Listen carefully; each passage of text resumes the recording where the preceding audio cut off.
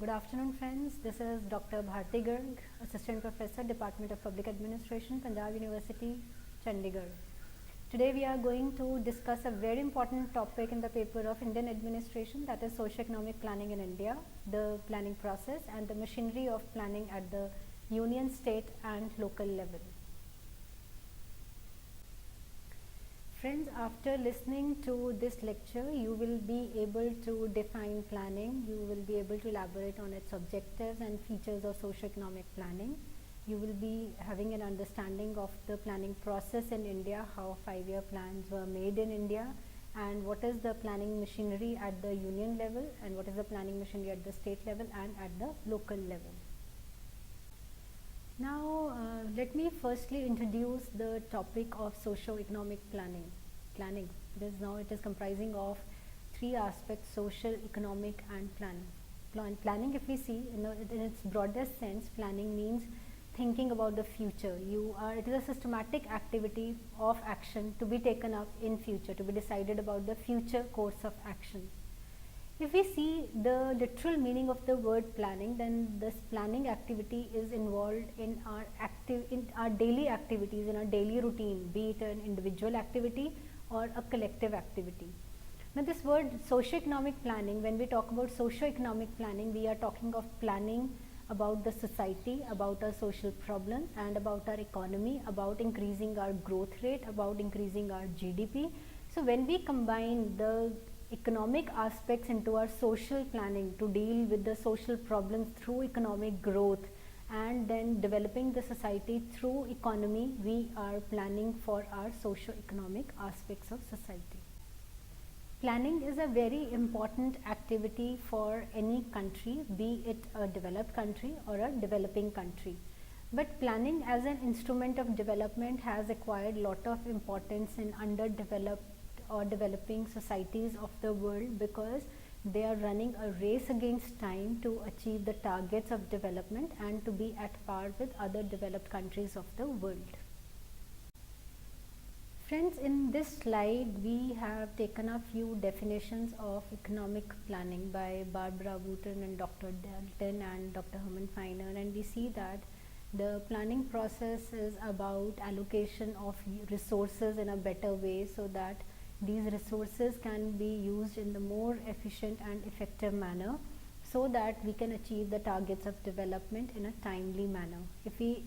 The gist of these definitions show that if we deploy our resources properly, efficiently and effectively, we can achieve the welfare targets of our society in a better way. We can have better literacy rate, we can have poverty elimination, we can have better employment opportunities for all the sections of the society, and all other problems can be dealt with in a better way. Friends, now let us see what are the features of planning. The very first feature of planning is it has a predetermined defined goals. Now, it means that whenever we have to plan for goals. For example, we have a goal to have literacy or education for all by the year 2020.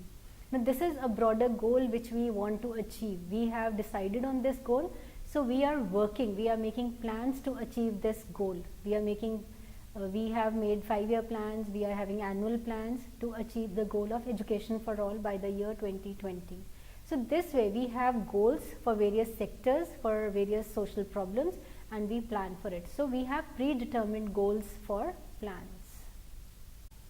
Now, when we talk about plans, we have goals, but then the economy is also directed and controlled, because we cannot achieve any goal without allocation of economic resources, financial resources.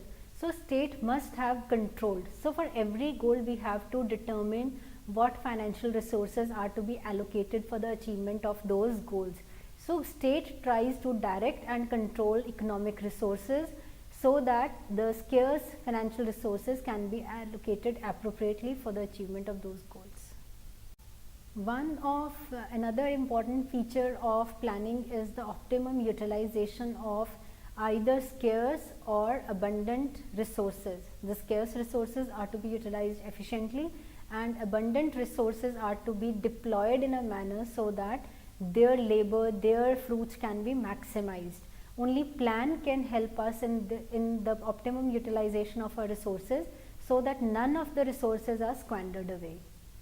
Another feature of planning is that planning helps us to achieve the targets in the time frame, in the time which is given, be it increasing production or maximizing the utilization of the resources or allocation of resources, achieving the goals, targets. We are given a time frame, because if we miss on the time targets, we cannot achieve, our planning process it goes haywire, and we cannot achieve the targets in the right manner.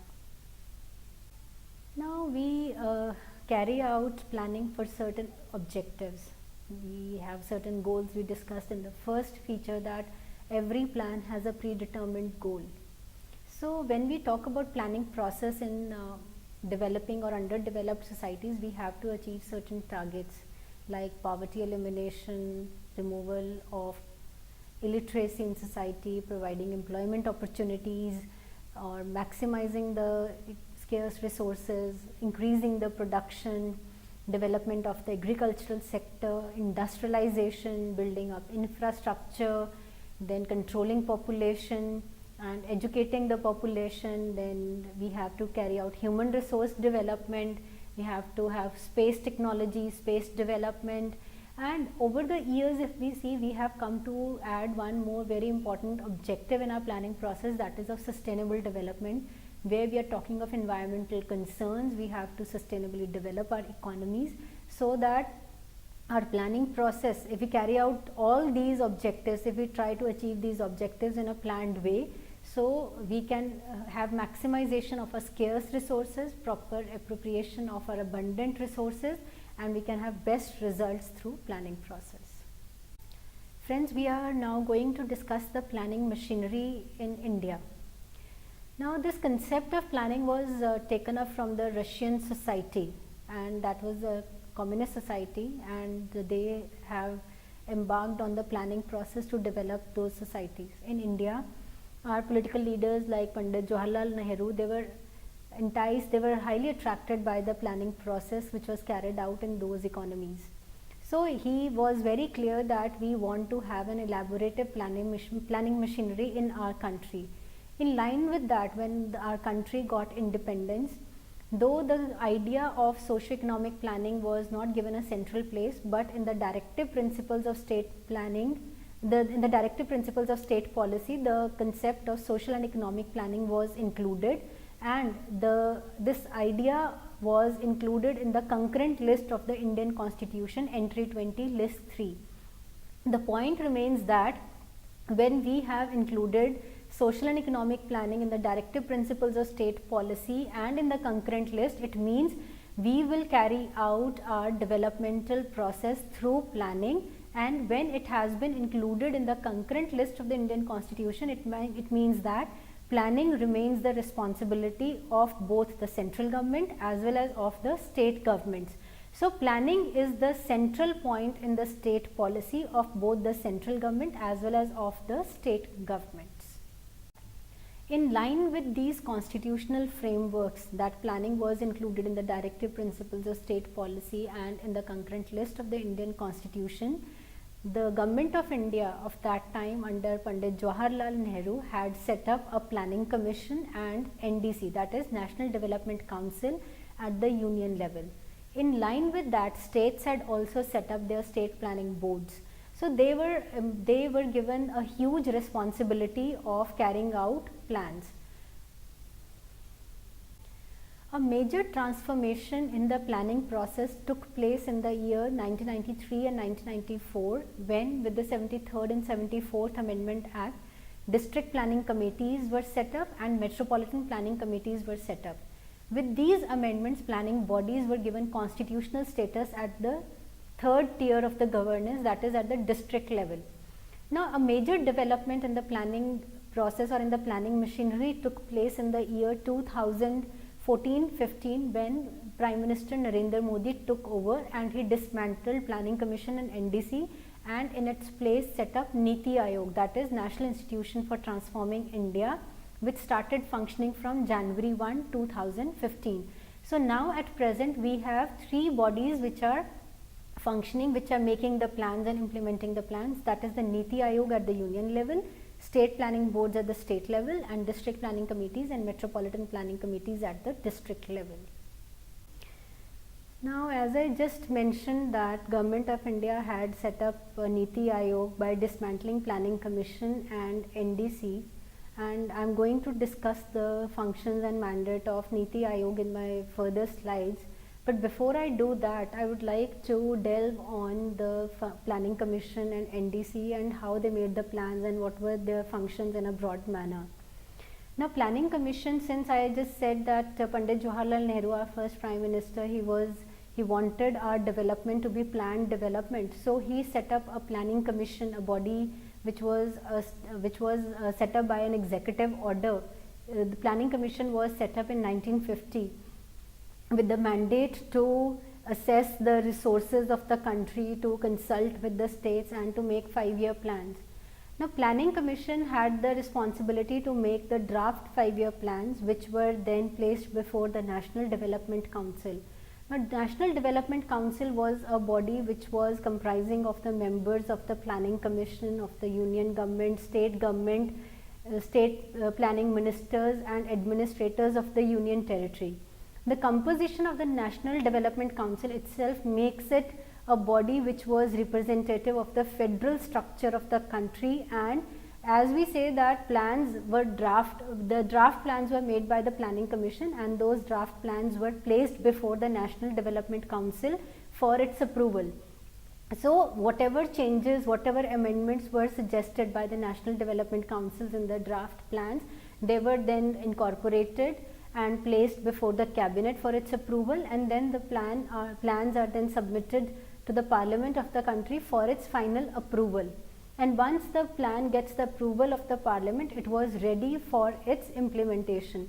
Now, we had carried on with this system of Planning Commission and NDC since 1950 and carried on till 2015, when Prime Minister Narendra Modi dismantled Planning Commission and National Development Council, and in its place had set up Niti Aayog, that is National Institution for Transforming India. It is being said that Niti Aayog represents the truly globalized and corporate sector of our economy. So now I am going to delve on what are the functions of the Niti Aayog and why Niti Aayog was set up replacing the Planning Commission and NDC. Okay friends, now we are going to discuss the functions of Niti Aayog. The first function of Niti Aayog is to be think tank for government policy formulation.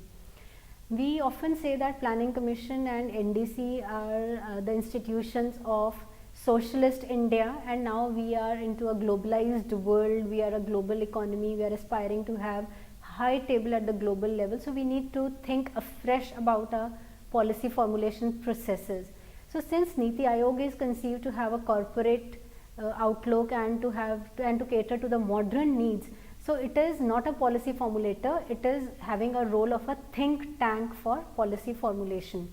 Apart from that, and there are countries around the world which are having best practices in policy formulation as well as with regard to various projects, and they are having best activities for the development of different sectors of the economy. So Niti Aayog has been assigned the role to see what are the best practices adopted in other countries, partner with those countries and to adopt those best practices in our culture, so that even we can have best activities and we can achieve our goals in the best possible manner.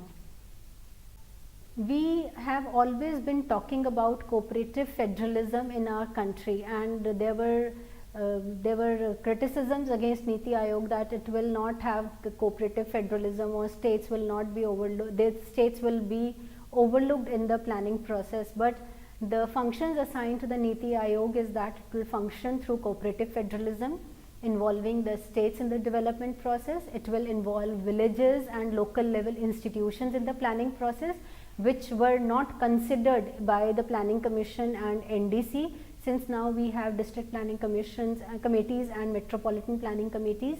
Then we will have urban development plans and rural development plans, because urban areas and rural areas are the areas where actually development has to take place. These are the grassroots levels where development is to take place. So we need to have micro planning. So it is a mandate of the Niti Aayog to involve local level institutions in the planning process. Inclusive development is one of the main concerns of the present day government. So we need to include marginalized sections of the society.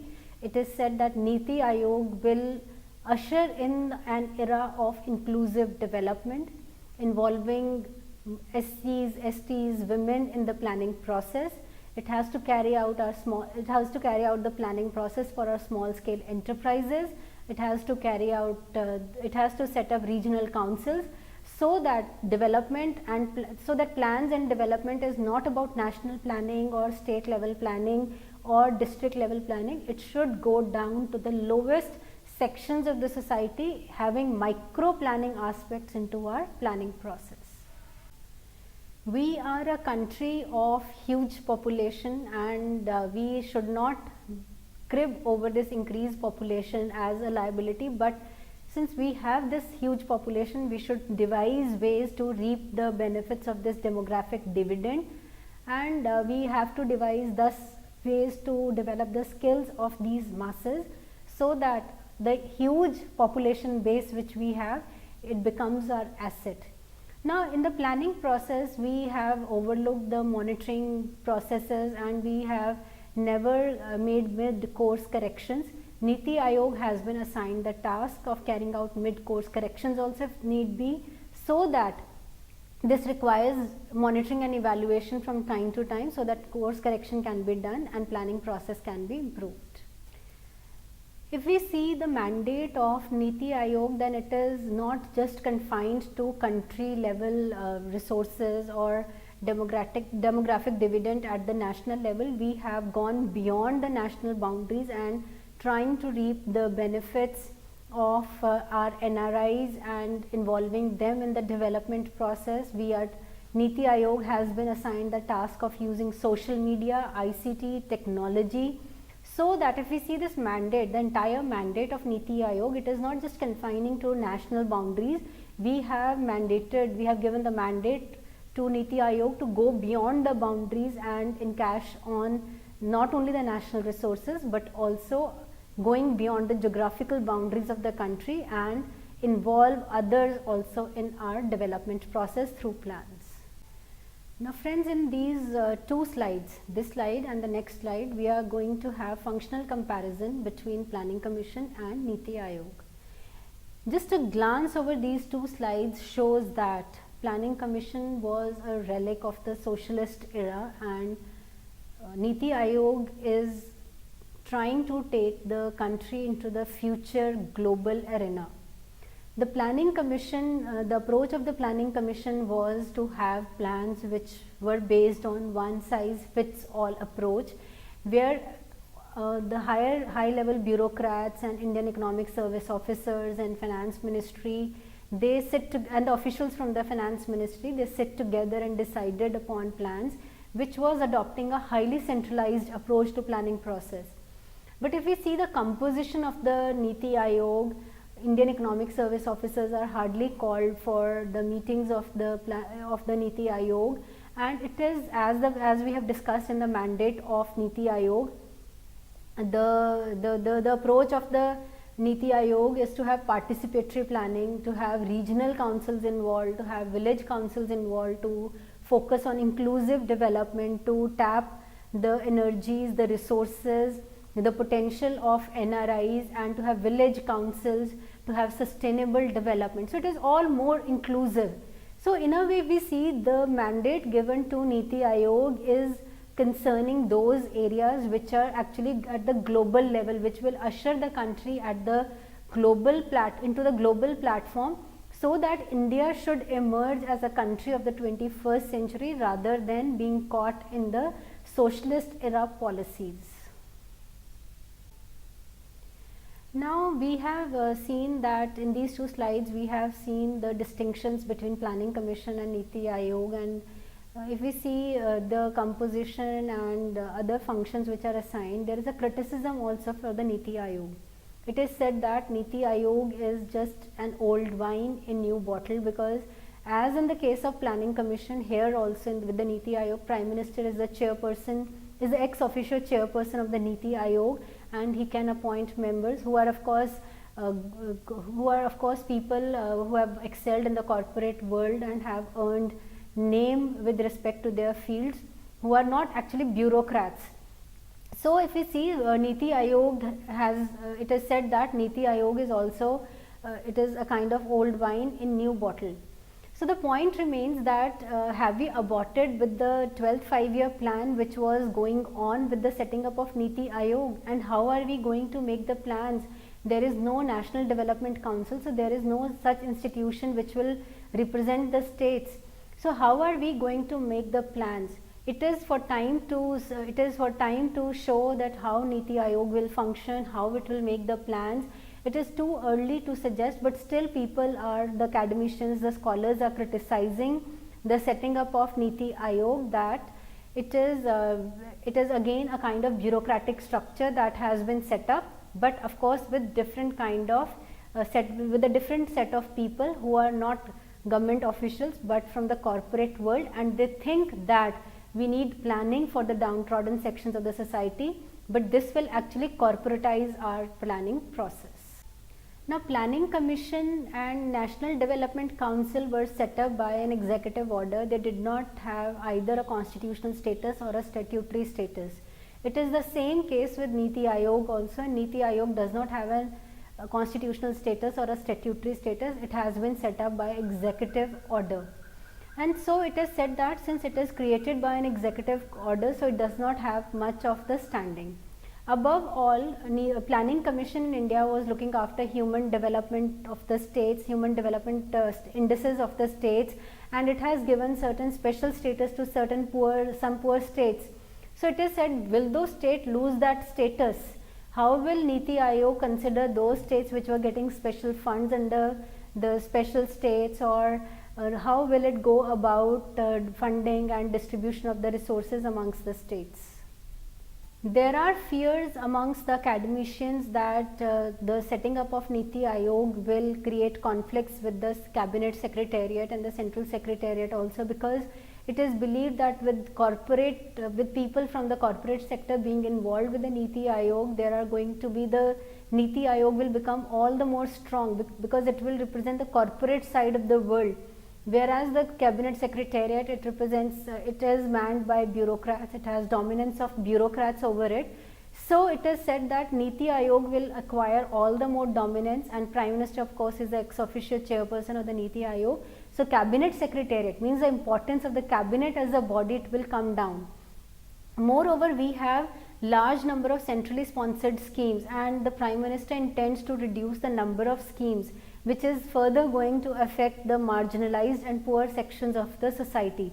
So it is believed with Niti Aayog, how are we going to, we are talking of inclusive development through Niti Aayog, so how are we going to have inclusive development with this kind of body structure? Now if we see, this is the broad mandate of Niti Aayog, and we have seen the apprehensions of academicians and scholars against the functioning of the Niti Aayog. It is for time to show how Niti Aayog will function, though it has the few meetings of Niti Aayog has taken place. The governing council of Niti Aayog under chairmanship of Prime Minister has met, but I believe as of now it is not very clear amongst the people, amongst the scholars, how Niti Aayog is going to take up the task of planning. And we are already into the middle of 12th 5-year plan, so we are yet to wait. We have to wait for that time to come when we will usher into next 5-year plan. Now friends, from this point onwards, I am going to discuss the planning machinery at the state level. With the setting up of the Niti Aayog, the machinery at the state level as such has not been affected, but what has been affected is the relationship of the state planning boards, that is the state planning machinery, with the Niti Aayog. Now, because we had Planning Commission and NDC, on the lines on which the Planning Commission was set up, every state in the country had set up either state planning boards or state planning departments. Now, their mandate was also to formulate 5-year plans for the states and align those 5-year plans of the states with the national plans. So, the structure, the functions, the mandate of the state planning boards, they largely remained the same in line with the structure and functions of the planning commission. Now, the state planning boards were either chaired by the chief minister of the state in his ex officio capacity or by the state planning minister, and the administrative head of the state planning boards are the chief secretary of the state. Now, the main purpose, the main function of the chief secretary of the state as administrative head of the state planning board or state planning department is to maintain liaison with the former planning commission, now if we say Niti Aayog, so that state plans can be made in an integrated manner with the national plans. Now we will discuss the composition of the state planning boards. The chief minister of the state is the head of the state planning boards, with the state finance minister as his deputy, the chief secretary, planning secretary, the finance secretary, the power secretary, the agriculture secretary, they are all part of the state planning boards. So, if we see, the planning process at the state level is also very integrated, comprising of all the important officials of the state, so that the plan can be made in an integrated manner considering all the sectors of the state economy. Friends, we have discussed the composition of the state planning board. So, now let us take up the functions of the state planning boards. As in the case of planning commission, which is now a relic of the past, the state planning boards are also performing the same functions of prioritizing the economies, prioritizing the sectors on which plans are to be made, to make the plans, 5-year plans, annual plans, to prioritize the sectors and to see that they are implemented properly. The state planning boards were also to help the district level officials in making the district plans and assisting them in aligning the district plans with the state plans, to see that those plans are implemented in a proper manner and to carry out mid-course corrections if required in the state plan, so that overall integrated planning of the entire country involving the states and the districts can be carried out. Now we have discussed the planning machinery at the national level and at the state level. Friends, we have been talking about decentralized planning and micro planning, and a big leap towards decentralized planning was taken with the 73rd and 74th Amendment Acts, when we had set up planning machinery at the district level. The most notable point in this is that the Planning Commission, NDC, which are now relics of the past, or if we talk about Niti Aayog, which is the latest body for planning process, and the state planning boards, they are not constitutional bodies, they are not even statutory bodies. But the planning machinery at the district level is a constitutional body. It means that 73rd and 74th Constitutional Amendment Acts, under which district planning committees and metropolitan planning committees have been set up, they are assigned constitutional status. So, Constitution itself is recognizing the importance of district level planning bodies, so that it actually incorporates the concept of district planning or micro level planning or decentralized planning into our planning process. Firstly, we will discuss about the district planning committees. Under Article 243ZD of the 74th Constitutional Amendment Act, district planning committees have been set up, whose main function is to consolidate the plans which are made in the panchayats as well as in the municipalities involved in the district. Now, 4/5 of the members of the district planning committee should be such who are elected by the municipalities and panchayats of that area. Now, with this in this manner, the elected officials of those areas comprising of that district, they are also associated with the district planning committee, so that political angle, elected as well as non-elected angle, can also be incorporated in the planning machinery. The main functions of the district planning committees is to prepare the plans for the districts, the district comprising of rural areas and municipalities, to consolidate those plans of the panchayats and municipalities, consolidate those plans for the district as a whole, integrate those plans into the state plans, which are further aligned to the national plans. So, if we see, it is an integrated process, district to state to national level, but through this, since it incorporates the plans made in the rural areas as well as in the municipalities. So, we have district planning committee represents the concept of micro planning. No doubt we have set up constitutional bodies like district planning committees and metropolitan planning committee for the purpose of district plans and taking planning to the micro level at the grassroots level, but unfortunately even the functioning of district planning committee is not free from criticism. Firstly, the functioning of the district planning committee is totally under the control of the state government. So many a times it has happened that whatever the state government dictates, the plans at the district level are formulated according to the whims and fancies of the state government, and the state government, whenever the plans are approved at the district level, when those plans are ready for execution, the state government doesn't release the funds, because district planning committee is not an independent body, it is functioning under the control of the state government. So they are totally dependent on release of grant from the state government, and moreover the district planning committee can make better plans, can oversee the implementation of the plans in a better way if it has appropriate staff and better planning is carried out while formulating the plans. Apart from the district planning committee, we have another planning institution at the local level. It is Metropolitan Planning Committee. Article 243ZD of the 74th Constitutional Amendment Act provides for setting up of the Metropolitan Planning Committee. Now it has its membership from both villages and municipalities, as well as elected members from this area are also given representation in the Metropolitan Planning Committee. The main purpose of the Metropolitan Planning Committee is to prepare plans for the metropolitan area. It is separate from a district. It may comprise of a district, it may not comprise of a district. It is generally wider than a district. Now we are going to discuss the functions of the Metropolitan Planning Committee. The main functions of the Metropolitan Planning Committee is to prepare the draft development plans for the municipalities and panchayats in the metropolitan area, to coordinate between the panchayats and municipalities of the metropolitan area, to sort out the differences between the panchayats and municipalities of the metropolitan area, to bring about coordination between the two, and then to integrate the plans of the metropolitan area with the state plans, which are further integrated with the national plans. Its functions further involved allocation of the resources to the panchayats and municipalities of the areas as per their priorities and needs, so that panchayats and municipalities, they can develop at par and their development can be taken up as per their requirements. District planning has been considered to be ushering in decentralized planning in the country.